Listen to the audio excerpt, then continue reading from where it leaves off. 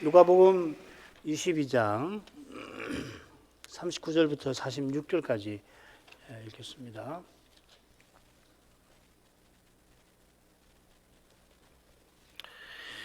예수께서 나아가사 습관을 좇아 감람산에 가시니 제자들도 쫓았더니 그곳에 이르러 저희에게 이르시되 시험에 들지 않기를 기도하라 하시고 저희를 떠나 돌 던질 만큼 가서 무릎을 꿇고 기도하여 가라사대 아버지여, 만일 아버지의 뜻이거든 이 잔을 내게서 옮기시옵소서. 그러나 내 원대로 마옵시고 아버지의 원대로 되기를 원하나이다 하시니 사자가 하늘로부터 예수께 나타나 힘을 돕더라.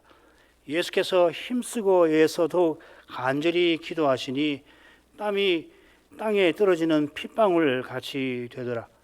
기도 후에 일어나 제자들에게 가서 슬픔을 인하여 잠든 것을 보시고 이르시되 어찌하여 자느냐, 시험에 들지 않게 일어나 기도하라 하시니라.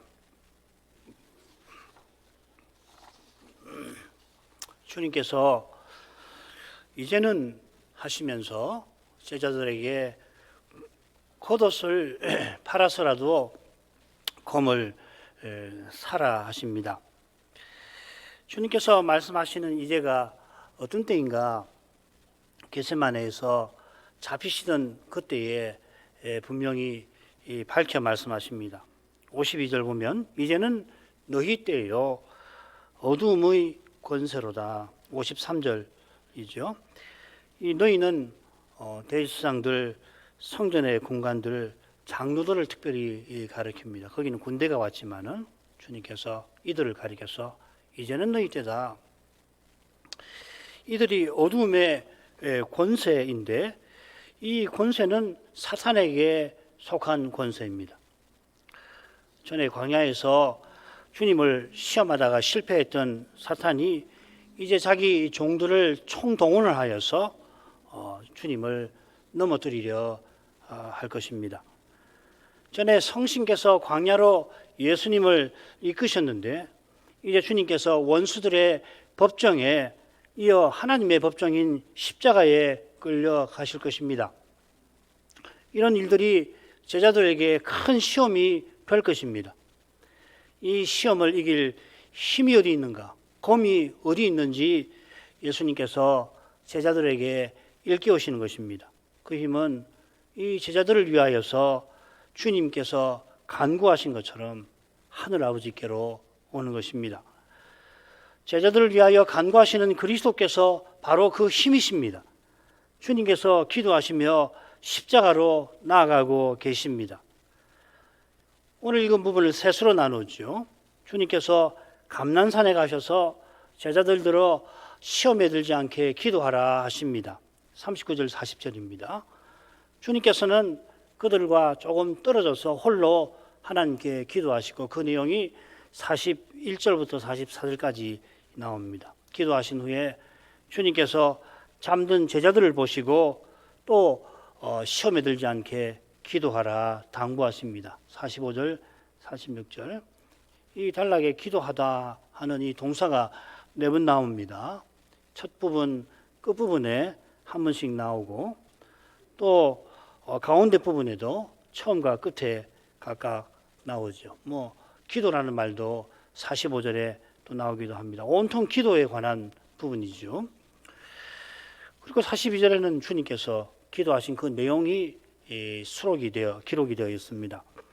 겟세마네에서 간절히 기도하시는 주님께서 졸며 기도하지 아니하는 그 제자들과 대조가 되십니다.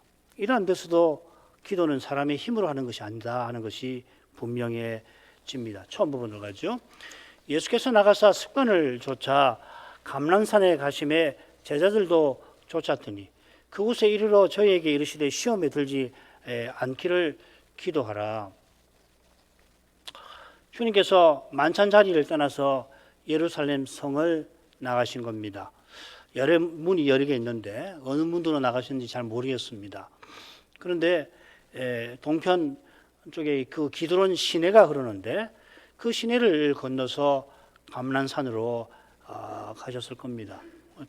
오늘날 유튜브 같은 데 보면 감난산에서 예루살렘 들어가는 그 길을 직접 걸어가면서 찍어 올린 동영상도 있으니까 한번 쭉 걸어가 보시면은 대략 시간이 얼마나 걸렸겠다, 어느 길로 가셨겠다 짐작할 수가 있을 겁니다. 습관을 쫓아 가셨다고 누가가 밝힙니다. 이 습관이 누가복음 21장 끝에 나와요.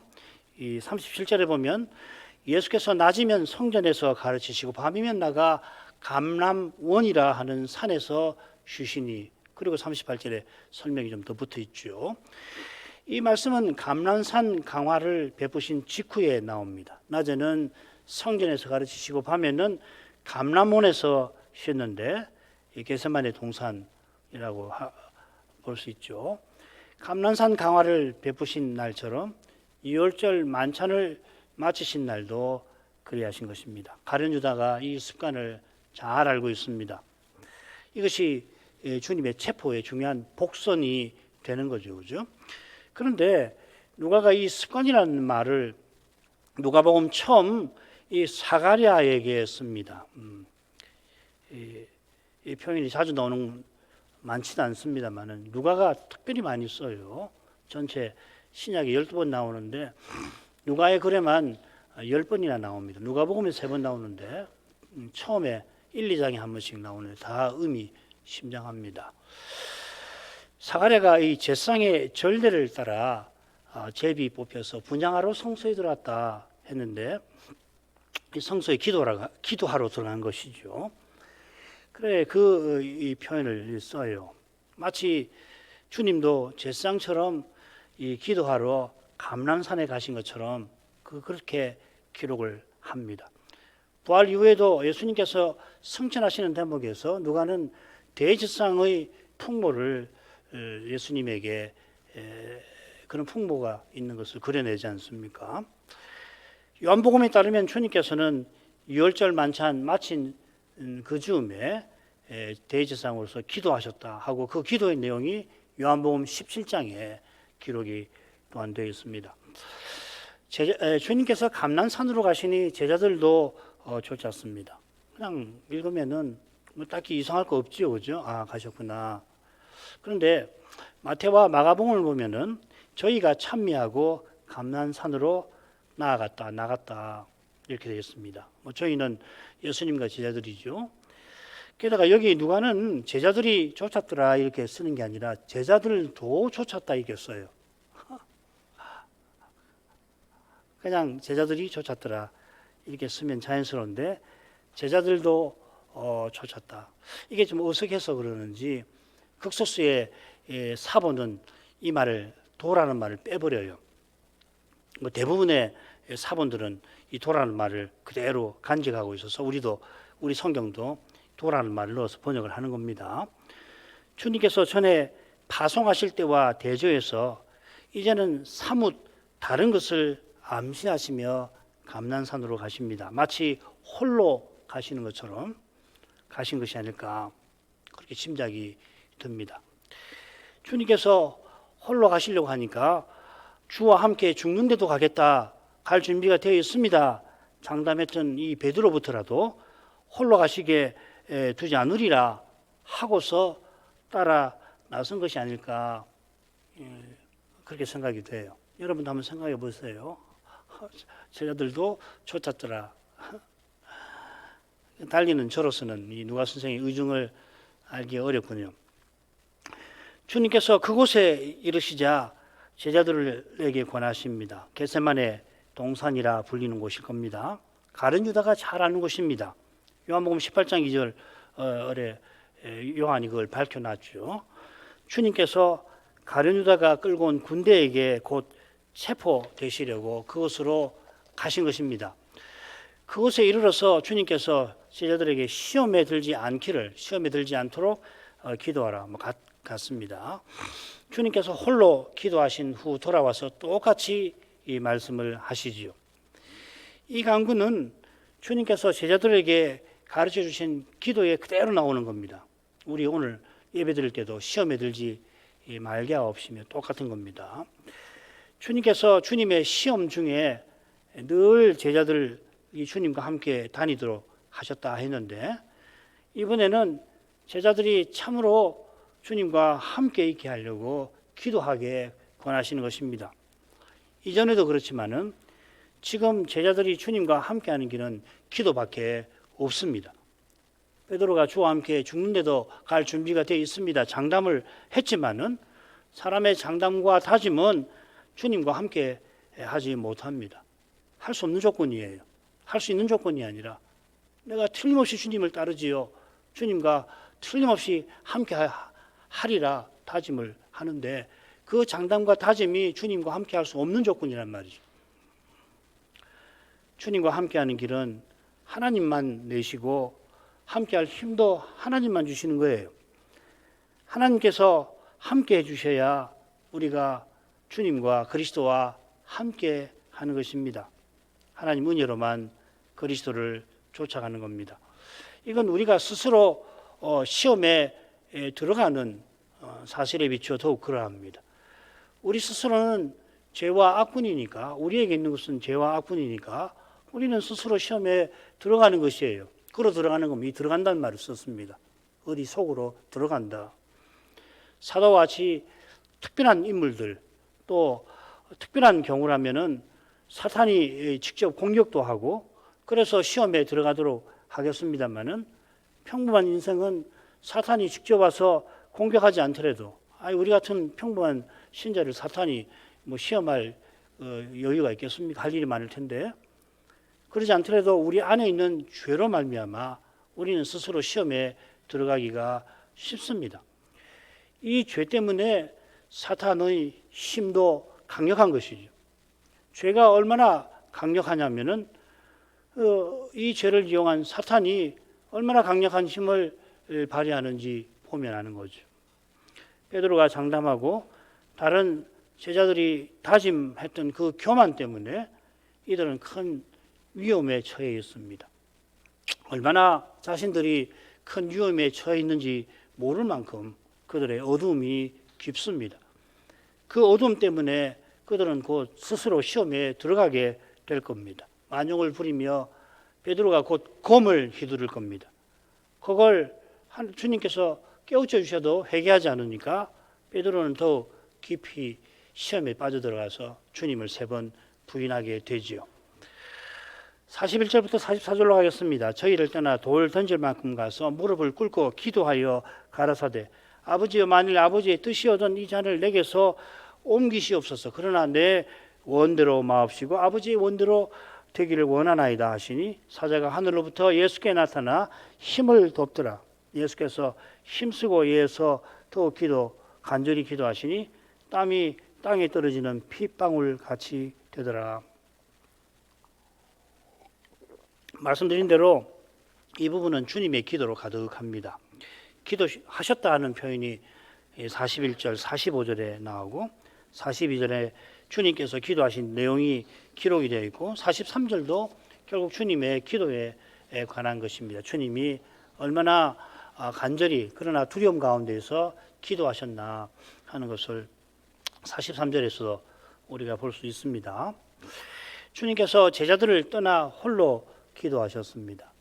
여기 떠난다는 말을 아주 흥미로운 표현을 써놨습니다. 이 신약이 잘 나오지 않고 복음서에는 이것 외에 한 곳 더 나오는데, 마태복음 보면 어디 나오느냐면은 베드로가 검을 뺀다 하는 그 말을, 그러니까 참 드문 말을 써요. 그러니까 복음서에 장소나 사람을 떠난다 할 때 흔히 쓰는 표현이 있거든요. 자주 쓰는 표현인데 그거 안 쓰고 이 흔하지 않은 표현을 누가가 여기 썼어요. 아마 제자들과 함께 하기 어려운 그런 주님의 상태를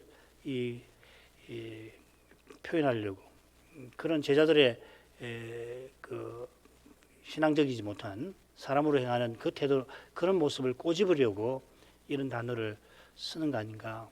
아마 당시 제자들은 이 표현 듣고는 금방 알아차렸을 겁니다. 그때 우리가 검을 의지했지.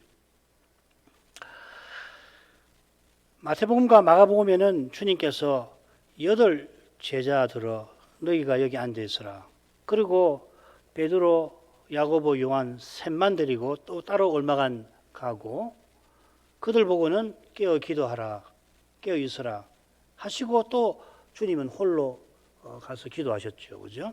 근데 누가는 이 뭉뚱그려 가지고서 사건을 기록하고 있습니다. 돌 던질 만큼 가셔서 기도하셨다. 이는 주님의 목소리가 제자들에게 들리지 아니하는 거리를 뜻하는 것 같아요. 그때가 보름이니까 6월절이니까 보름 아닙니까?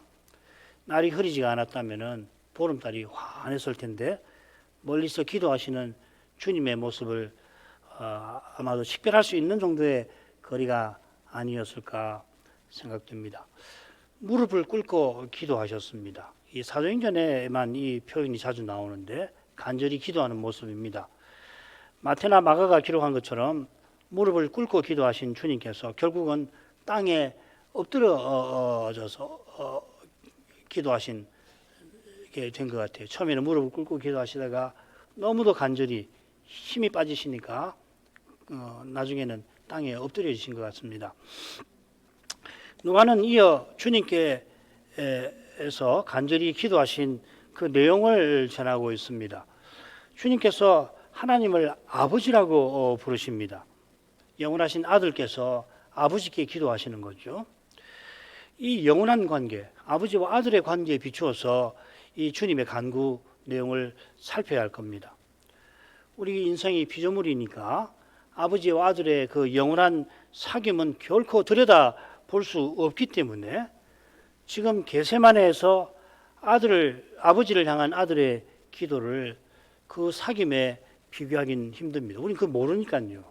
우리가 하나님 안을 들여다볼 수가 없잖아요. 한 번도 들여다본 사람이 없고 예수님 외에는 아무도 없으니까 그것과 비교할 수는 없고 아들께서 아버지께 기도하신 다른 기도, 성경에 기록된 다른 기도와 견주어서 살필 수는 있겠죠. 그 기도가 하나 있어요. 누가복음에는 10장에 나오는데 읽겠습니다. 이때 예수께서 성신으로 기뻐하사 가라사대 천지의 주제이신 아버지여 이것을 지혜 있고 지혜롭고 슬기 있는 자들에게는 감추시고 숨기시고 어린아이들에게는 나타내심을 감사하나이다. 옳소이다. 이렇게 된 것이 아버지의 뜻이니이다. 내 아버지께서 모든 것을 내게 주셨으니 아버지 외에는 아들이 누군지 아는 자가 없고 아들과 또 아들의 소원대로 계시를 받는 자 외에는 아버지가 누군지 아는 자가 없나이다 하시고 이 기도가 성경에 기록이 되어 있습니다. 그렇지만은 여기서도 아버지와 아들의 관계를 다 헤아리기는 힘들 거죠. 그죠? 아들의 계시를 받는 길 외에는 그 관계를 헤아리기가 어렵죠. 그런데 이 기도는 똑같이 아들이 아버지께 드리는 기도인데 겟세마네의 기도와 여러 면에서 비교가 되지요. 우선 방금 읽은 기도는 아들께서 성신으로 기뻐하시며 드리는 기도인 반면에 겟세마네의 기도는 기뻐하며 드리시는 기도는 아니지요. 큰 고통 가운데 드리십니다. 지금 읽은 기도에서 아들은 아버지의 뜻에 옳습니다. 그것이 아버지의 뜻입니다. 전적으로 동의합니다. 라고 하시는데 겟세마네에서는 아들의 뜻이 아버지의 뜻과 갈등을 일으킵니다. 내 원이 있고 아버지의 원이 있고 갈등이 있죠. 그러나 하시면서 물론 결국은 아버지의 원대로 하시는 겁니다만은 그 과정에서 주님은 극심한 고통을 맛보시죠. 아버지께서 아들에게 모든 것을 주셨는데 왜 아들께서 겟세마네에서는 내 원대로 마옵소서 하셔야 했습니까? 아버지 외에 아들이 누군지 아는 자가 없고 아들 외에 아버지가 누군지 아는 자가 없을 만큼 아버지와 아들은 온전한 사랑 가운데 계십니다. 이런 관계에 계신 아들이 왜 겟세마네에서는 그러나라는 말을 쓰셔야 했습니까? 오직 우리의 죄 때문입니다. 우리의 죄가 늘 성신 안에서 기뻐하시며 아버지께 말씀하시던 아들께서 극심한 고통 중에 기도하시게 만든 것입니다. 우리의 죄, 내 죄가 그렇게 만든 것입니다. 아버지와 아들께서 영원한 가운데서 십자가를 정하실 때 아들께서 어떤 태도를 취하셨나?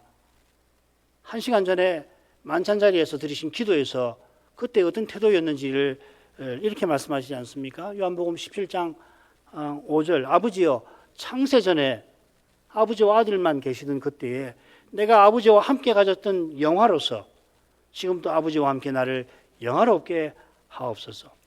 창세전에 아들과 아버지가 함께 가졌던 영화가 뭐냐면은 아버지와 아들이 영원한 가운데서 십자가 정하신 것을 가리키는 겁니다. 요한은 독특하게도 십자가를 영광이라고 표현하죠. 아버지께서 십자가를 달게 지게 해 주십시오. 아들은 이렇게 기도하고 계십니다. 이게 아들을 영화롭게 하사 또 나를 영화롭게 하옵소서. 내가 기꺼이 십자가를 져서 지게 하셔서 나를 영화롭게 해 주십시오. 그래서 아버지를 영화롭게 하게 해 주옵소서.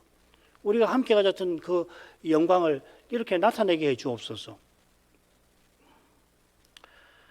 이 만찬장에서 하신 기도는 누가복음 10장의 기도와 여러 면에서 비슷합니다.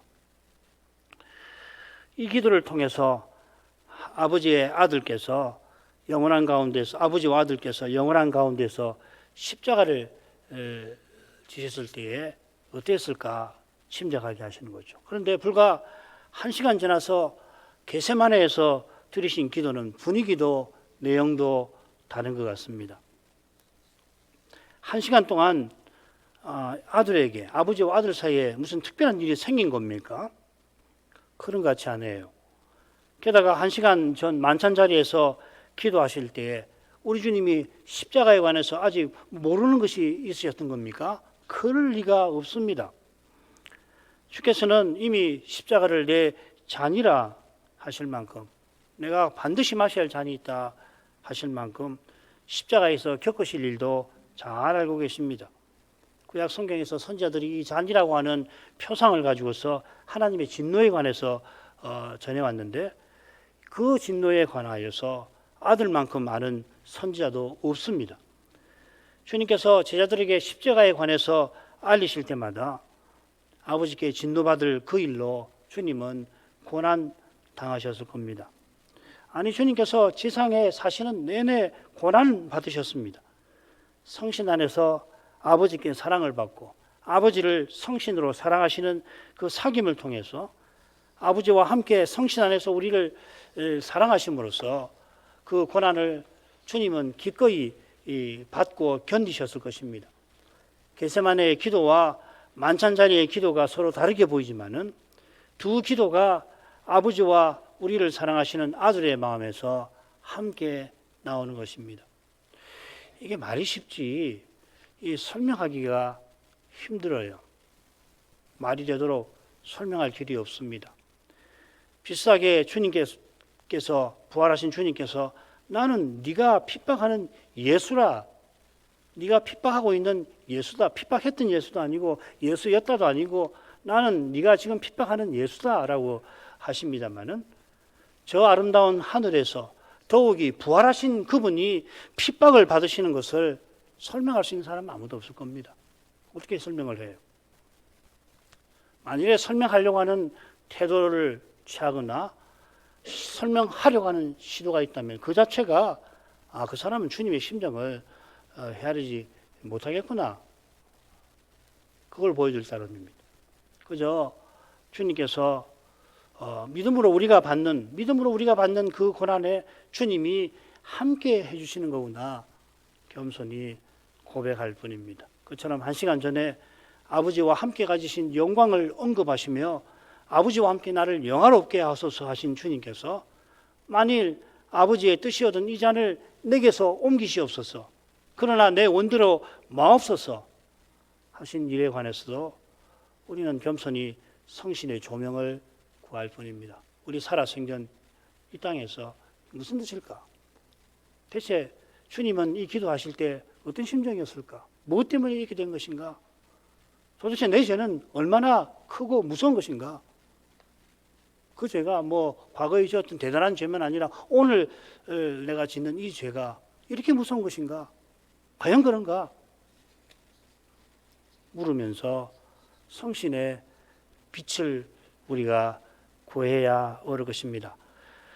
주님께서 이 잔을 내게서 옮기시옵소서 간구하신 것은 오직 아버지께 사랑을 받고 아버지를 사랑하는 마음에서 나왔습니다.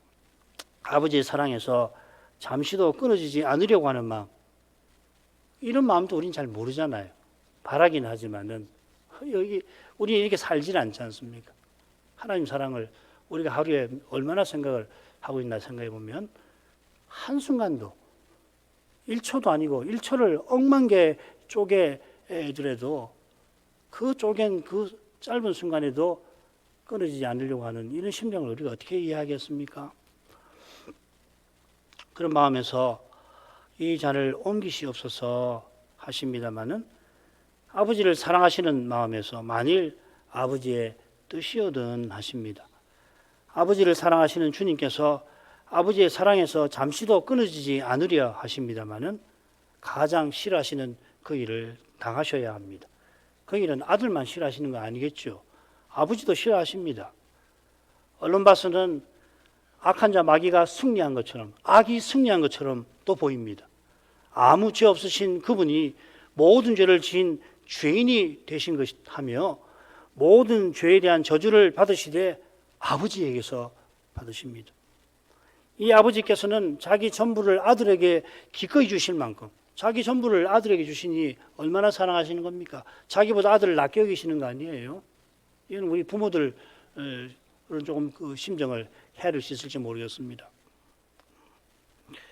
그러나 아버지께서 이런 아들에게 가장 지독한 미움을 드러내셔야 합니다. 바울은 아버지께서 독생자를 아끼지 않고 내어주셨다. 하나님이 죄를 알지도 못하신 자로 우리를 대신하여 죄를 삼으셨다 표현하였습니다. 나의 죄, 우리의 죄, 아니 내 죄가 아버지들어 이렇게 하시게 만든 겁니다. 아들들어 극심한 고통 가운데에서 기도하시게 만든 겁니다. 아니 아버지와 아들께서 죄인을 향한 사랑에서 이렇게까지 하신 것입니다. 나의 죄가 본래는 나를 당연히 하나님의 영원한 저주 아래 있게 만들 뿐입니다. 내가 행한 어떤 선도 거기서 벗어나지 못하게 합니다. 심지어 믿음으로 행한 그 일 자체도 나를 저 영원한 나라로 옮기지 못합니다. 그만큼 내 죄는 심각합니다. 아들들어 이 잔을 내게서 옮기시옵소서 그런 기도를 들으시게 만들 만큼 심각합니다. 우리의 믿음도 우리의 구원에 기여하는 건 아닙니다. 믿음으로 구원받지요. 그런데 기여하는 건 아닙니다. 이 믿음도 오직 우리를 향한 아버지와 아들의 사랑에서 우리에게 주신 것이죠.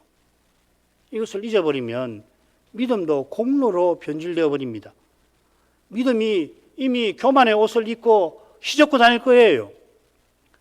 이 두려운데 떨어지지 않으려면은 겟세마네의 기도를 기억해야 합니다. 얼마나 주님이 그때 괴로우셨나, 얼만큼 괴로우셨나, 무엇 때문에 괴로우셨는가를 계속해서 헤아려야 할 것입니다. 그때 사자가 하늘로부터 예수께 나타나 힘을 돕습니다. 천사를 보내서 아들을 도우십니다. 예수라는 말이 원문에는 없어요.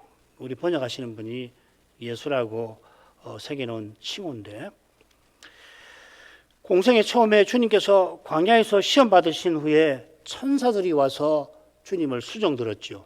드실 것을 천사들이 공급했습니다. 옛날 엘리야에게 하듯이. 지금은 아직 기도 중이신데 한 천사가 와서 힘을 북돋워 드립니다. 기도 들으시는 아버지께서 아들의 기도를 도우십니다. 물론 지금 아들께서 여호와의 종으로서 하나님의 뜻을 받들 마음과 힘을 다하여서 그 뜻을 받들고 계십니다. 전에 사마리아 여인을 구원하시려고 부지런히 길을 행하신 까닭에 고단하셔서 쉬고 계셨던 것처럼 지금도 힘쓰고해서 기도하시느라고 마음과 몸에 힘이 소진되어 가셨던 것입니다. 여호와의 종의 기도를 하나님께서 도우십니다. 메시아의 기도도 하나님이 도우십니다. 우리의 기도는 그 점에서 말할 것이 없을 것이에요. 성신께서 우리의 연약함을 도우시므로 우리가 마땅히 구할 바를 알지 못하는 그런 자이지만은 놀랍게도 이런 우리가 하나님의 뜻을 조차 기도할 수 있습니다. 사실상 하나님 은혜로 우리가 바른 기도를 드리는 거죠. 왜 은혜냐? 무엇보다 기도할 자격이 하나님 은혜에 있지 않습니까? 그리스도가 새롭고 산 길이 되어주신 거 아닙니까? 그처럼 성신께서 우리에게 하나님을 아버지라고 부르도록 힘을 불어넣어 주시는 거예요. 기도할 자격도, 기도할 힘도, 지혜도 은혜에 속합니다. 그렇다면 기도할 수 없을 그때에도 기도할 길이 막힌 거 아니죠. 나로 봐서는, 내 현실에서는 기도할 여지가 없고 길이 보이지 않지만은 기도가 하나님 은혜에 속한 것이니까 그때에도 기도의 문은 열려 있는 거예요. 하늘을 보면 됩니다. 스스로 내가 지금 기도를 드리나 식별하기 힘든 때도 있어요.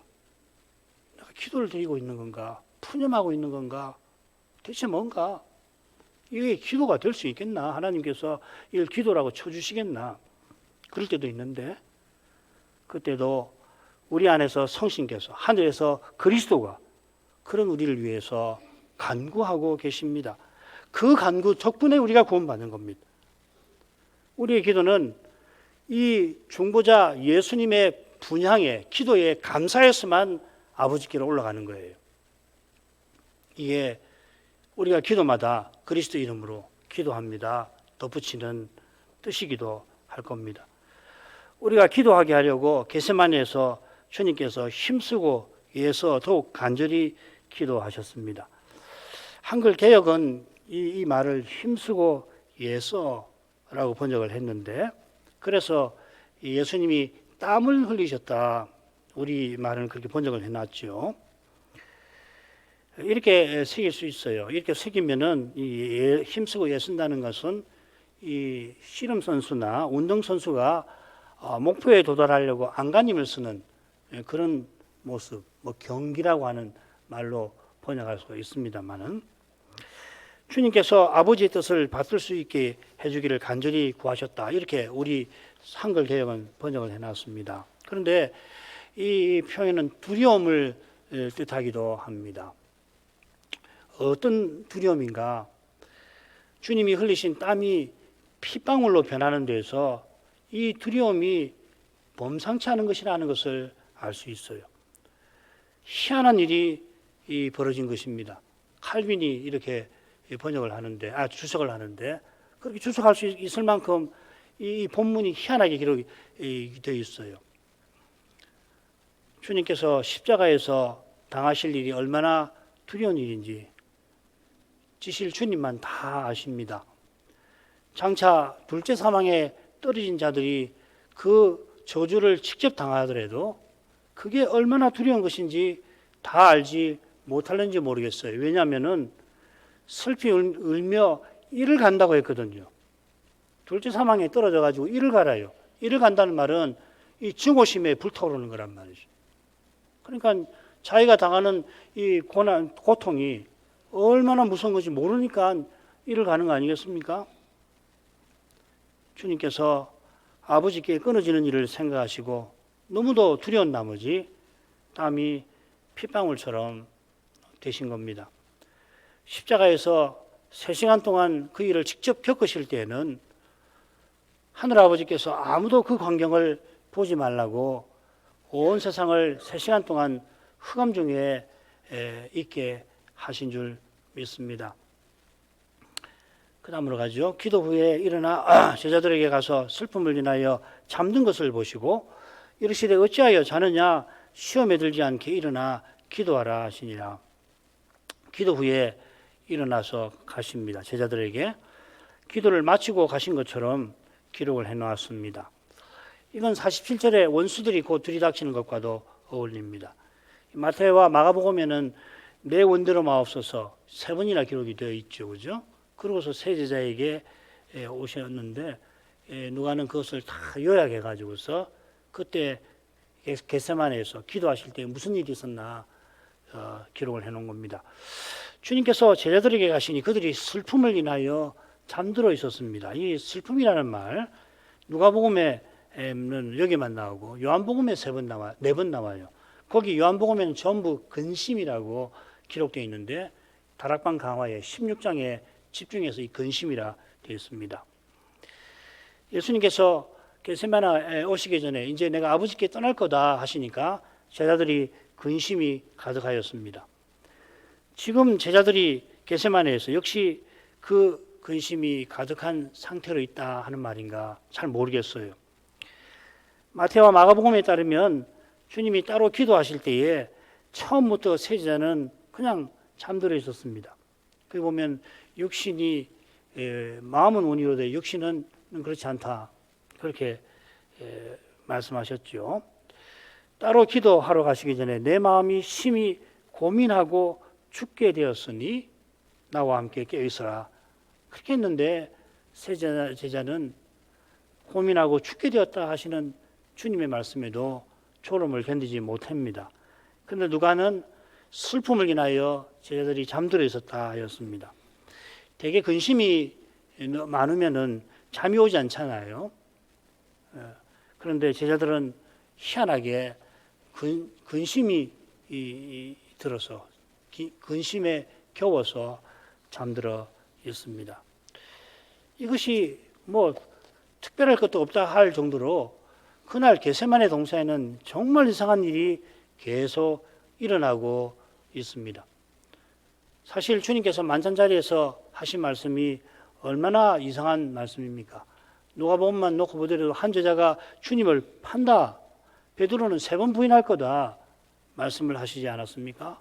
또 주님께서 불법자의 동료로 죄인으로 취급받아 죽임당할 거라 하셨습니다. 어느 한 말씀도 근심에 사로잡히게 할 만한 말씀입니다. 제자들이 미처 헤아리지는 못했지만은 견디기 힘들 만한 근심이 진두른 탓에 자기들도 모르게 잠이 든 건 아닐까 잘 모르겠습니다. 주님께서 어찌하여 자느냐 꾸짖으시고 다시금 시험에 들지 않도록 기도하라 하십니다. 꾸짖으실만 하게 사정은 급박하게 흘러갑니다. 체포하는 무리가 곧 동산에 들이닥칩니다. 변화산 아래서 기도에는 이러한 이유, 이런 능력이 나갈 수 없다 하셨는데 지금 제자들에게 절실한 것은 기도입니다. 실로 기도해야 할 때에 기도하지 아니하는 그들은 큰 시험에 넘어지고 맙니다. 주님이 그들을 위해서 기도해 주신 덕분에 거기서 벗어날 수가 있었던 것입니다. 이런 제자들의 모습에서 기도가 지금 우리에게 얼마나 절실한 것인가를 우리로 깨닫게 하십니다. 기도하겠습니다. 거룩하신 아버지, 주님께서 겟세마네에서 우리를 위하여 죽음의 고통을 겪으시며 기도하신 일을 살폈습니다. 우리 주님의 기도 덕분에 이날에도 저희가 이처럼 하나님을 예배할 수 있음을 기억합니다. 달리는 우리 인생이 더욱이 죄인이 하나님을 가까이 할 수 없음을 고백합니다. 주님의 기도에서 나아가 주님의 십자가에서 저희가 삼위의 거룩한 영광을 뵙게 해주시기를 구합니다. 그 영광을 배우고서 저희도 그리스도처럼 아버지를 부르게 하시되 그리스도의 기도처럼 우리의 기도도 고난 중에 이루어지는 그런 기도라도 그런 때에 더욱 아버지를 부를 수 있게 해주시기를 낙담하여서 기도를 중단하지 말고 더욱 아버지를 부를 수 있게 힘주시기를 구합니다. 주님께서 오직 십자가를 주심으로 우리를 죄와 죽음의 권세에서 구원하신 것을 일평생 잊지 말게 하옵소서. 장차 영원토록 그 사랑을 감사하며 살아가게 될 것입니다.